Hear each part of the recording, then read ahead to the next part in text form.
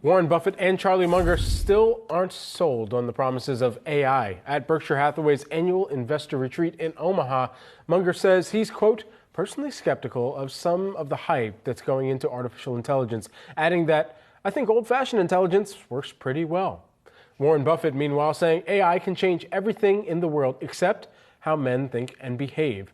The one thing both legendary investors did make clear, despite their skepticism, AI is remarkable and it's just getting started. Here with his own long view on how AI can revolutionize industries like those serving elderly populations, we've got Alan Patricof, who is the Primetime Partners co-founder and chairperson. Patricof, an early investor in names like Apple and AOL from the 70s, helped shape the modern VC industry, and chairman emeritus at Greycroft. Great to have you here with us today and grabbing some of your time. First and foremost, when you kind of compare or contrast what Buffett and Munger had to say about AI and your own belief in the long view of AI as well, you know, where would you perhaps pick apart what they had to say and perhaps even add on more to it?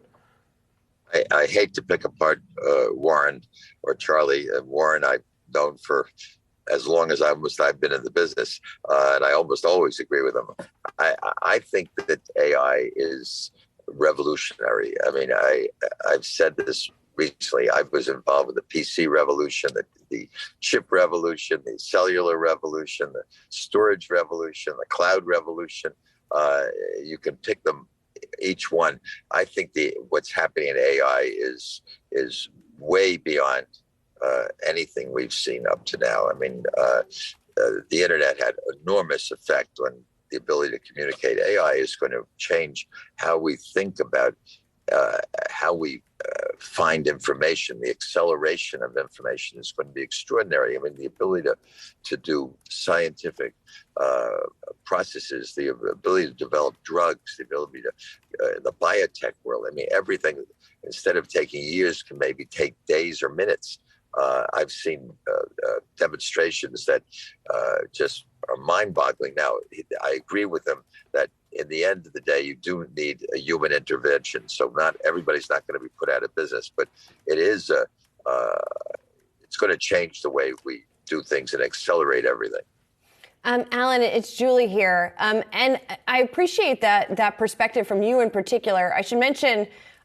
You're out with a memoir called No Red Lights, Reflections on Life, 50 Years in Venture Capital, and Never Driving Alone. So perhaps it's ironic or not ironic that you're joining us, appropriate that you're joining us from a vehicle, given the title of the book. So I think it's that people need to pay attention to what you're saying, in particular because you have been in this game, in particular in the venture capital game. Your job has been spotting the next big thing for your whole career. And so what's sort of convincing you that this is such a big deal, right? Is it that you've seen these demonstrations? Is it the people that you're seeing that are behind this? What's the sort of deciding factors for you? Well, I've played around with ChatGPT myself, like everybody else, but I think more importantly is the fact that it's just going to transcend education, medical, scientific. No matter what area you think of, ChatGPT AI is going to have an enormous impact. Now, that frankly, I would go along with what Warren and Charlie said in the sense that it's like everything else. There is an enormous hype going on, and everybody is rushing to put in money. I don't have the latest numbers. They change by the hour, but there are literally tens, if not hundreds, of companies being formed to participate, raising extraordinary amounts of money. And there are going to be a lot of disappointments along the way, but there will be a lot of successes. And it's interesting. I keep referring to Warren and Charlie because they just made that comment. We are of similar age, although I must say I'm much younger by at least 4 years or 5 years. But I am 88, but I always say I'm the oldest person in the room with the longest time perspective.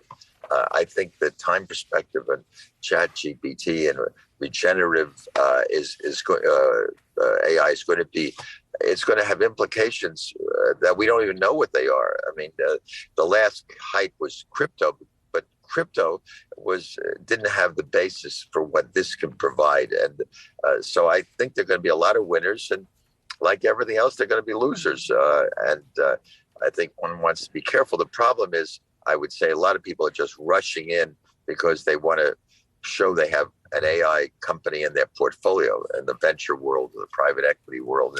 And it takes a lot of money to play in this game. Given that a lot of people, the average investor, doesn't have access to some of the same deals that you might be invited into or pitches that you may hear about the next cutting edge AI company that is pre-IPO, that is private right now and just looking for funding. Where are other places in the public equity landscape that are smart for them to invest in if they did want to get into AI right now, given that it's kind of the applications at the top, the models in the middle, and then the underpinning of everything is the chips at the end of the day? Let's make it analogous to the gold industry. I mean, people said, I didn't want to go after gold mines. I want to go after the machinery that built that dug the holes and all the ancillary services. I don't honestly see that in AI. I mean, AI is a technology. It's a access to information. It's I guess. I don't know where else you might play it, except it's going to permeate no matter what you invest in. I think almost every company, whether it's Procter and Gamble's or General Motors or the smallest startup, they have to be thinking today about how AI is going to affect their business. So I don't know how exactly to answer your question. I see on the screen it says robot revolution. I don't think robots are going to have that kind of an impact. I mean, I was there and finance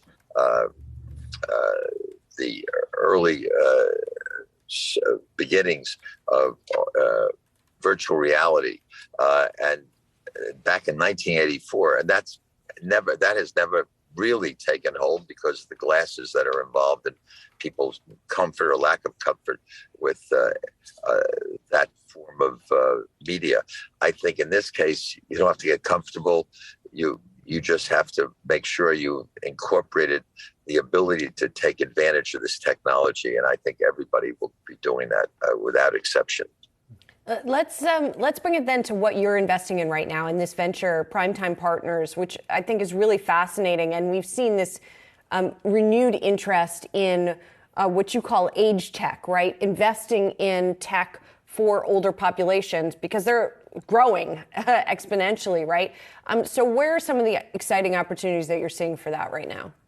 Well, I'm really glad that you're focused on it. It's hard to get people to get excited about the aging population. It has nothing to do with my age, but when you think about it, the fastest growing part of the population are people over 60. It's not the people in the millennial group.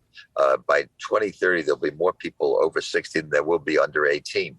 And they have more money to spend. They have more knowledge. They have more experience. And why people thought they were not technologically adept. The fact is, in today's world, because of COVID, virtually every older person had to become familiar with technology. So I think that you have a much more mature audience to deal with. So we are investing in things involved in caregiving, in telemedicine, and just plain services. Interestingly, the whole cosmetic industry, for example, has always wanted to make people look younger. And now I think there's an awareness to say, you better celebrate aging. And so there are all kinds of products, devices, materials we have that are servicing an older population. We've made an investment in a longevity clinic, a chain of clinics around the country called Centogenics, which has 25 clinics, which are designed to help people. Everyone wants to live longer. I mean, I guess for time immemorial, everyone wanted to live longer, but we're living in a moment right now where longevity is really front and center. And I guess maybe to a certain extent, because everybody's talking about whether Joe Biden is too old or too young to be running for president. I happen to believe that he's a perfectly appropriate age level to run because he's had experience, which is what counts. But I think that everyone wants to avoid onset of diabetes. They want to offset certainly Alzheimer's and any neurological problems. And they'll do anything to prevent heart disease, PTSD, anything you can do, whether it's nutraceuticals or hormones or just the way we live, which is exercise and learning how to balance yourself. All these are services, and the health plans will spend any amount of money to keep people out of the hospital for one day, because one day is so expensive. So they're providing all kinds of supplemental services that enable people to, again, stay well longer, to live longer. And I think age expectation is going to grow. I mean, I've said in my book, I'm going to live to 114. You have to read it to find out why. So far, I'm doing pretty well and objective. And I got that idea, and we won't go into that, about 15 years ago. And I've been saying that for 15 years. I think the same lecture I heard 15 years ago would now probably say 120.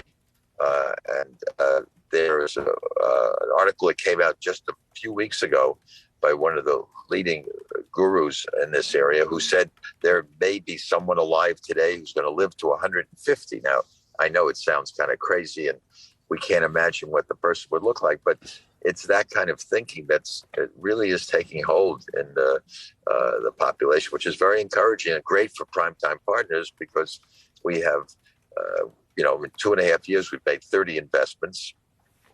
And we've seen over 1,200 companies apply for, either we found them or they found us.